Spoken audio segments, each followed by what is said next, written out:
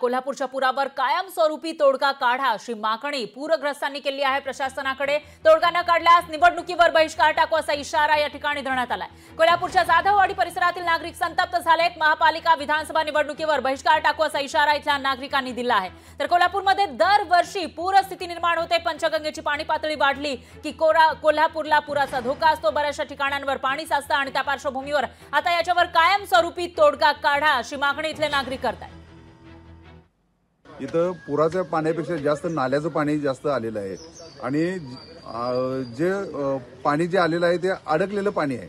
म्हणजे ज्यावेळी राजाराम बंधाऱ्याचं 1 फूट 1.5 फुटानं ज्यावेळी पाणी उतरते त्यावेळी इथं इंचानं उतरते। म्हणजेच काय, हे नाल्याचं पाणी अडकलेलं पाणी आहे। भौगोलिक परिस्थिती बघून प्रशासनाने इथं गटर्स आणि नाले केलेले नाहीत आणि जे पण केलेत ते नागरिकांच्या लढ्यातून तयार केलेले झालेले आहेत। म्हणजेच काय, इथल्या स्थानिक प्रशासनाचं आमच्या कॉलनीकडे होणारं हे दुर्लक्ष आहे, त्यामुळं आम्हाला हा त्रास सहन करावा लागतोय।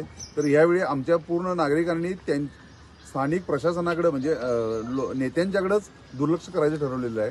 म्हणजेच येणाऱ्या निवडणुका ज्या असतील, विधानसभा असतील, लोकसभा असतील आणि आता येणाऱ्या महानगरपालिकेच्या, या सगळ्यांच्यावर पूर्ण नागरिक बहिष्कार टाकणार आहेत। अतिशय वाईट अवस्था आहे इथं। अतिशय पाणी सगळं नाल्यात साठलेलं आहे, एवढी दुर्गंधी आहे। लोकांच्या जीवाचा प्रश्न आहे।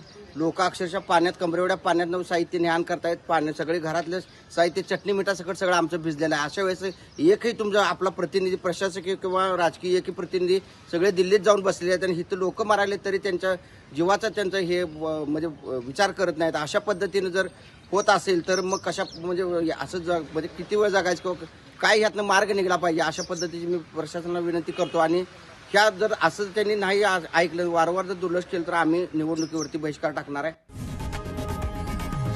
लोकशाही मराठी ऐका, पहा, जागरूक रहा।